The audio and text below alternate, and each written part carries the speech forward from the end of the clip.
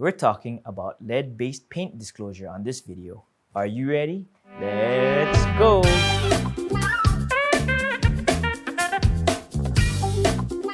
Hi, thanks for tuning in. My name is Dean Ueda, and I'm a real estate investor and realtor in Honolulu, Hawaii.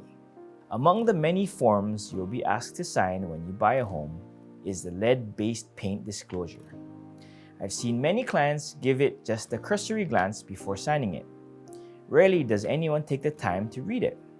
I mean, I get it, this topic is heavy and something even Superman can't see through. Get it? In all seriousness, it's an important disclosure as it lets you know if there is lead-based paint on the walls, windowsills, and doors. Why should you care? Lead-based paint dust and chips can cause serious health problems, especially in kids. Lead is particularly dangerous to children because their growing bodies absorb more lead than adults do, and their brains and nervous systems are more sensitive to the damaging effects of lead, cautions the U.S. Environmental Protection Agency. Babies and young children can also be more highly exposed to lead because they often put their hands and other objects that can have lead from dust or soil on them into their mouths. A little history. Before 1978, lead-based paint was the most commonly used in new home construction.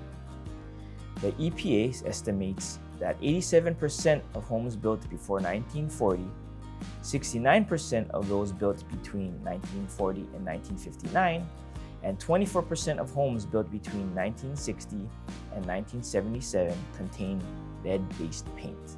The older the home, the better the chance that it contains hazardous levels of lead. The use of lead-based paint was banned in the United States in 1978. Homeowner disclosure requirements. Although federal law requires the home seller to disclose the presence of lead-based paint if the home was built prior to 1978, most offer the disclosure even for more recently built homes. The seller is also required to give the buyer a pamphlet titled "Protect Your Family from Lead in Your Home." The buyer must be allowed a 10-day period to inspect the paint in the home, but this time period may be adjusted by mutual agreement. Home buyer duties. Despite seller disclosure duties, home buyers are expected to exercise due diligence when purchasing a home. This means reading and understanding each form you sign during the transaction. If the home was built before 1978 and the seller claims he or she has no knowledge of the presence of lead-based paint, you should hire a lead inspector to ensure that there is no lead presence in the home. You can search for certified inspection firms on the EPA's website. Will finding lead in the home kill the deal? The presence of lead in the home doesn't necessarily derail the purchase. The inspector should be able to provide you with an estimate on fixing the problem.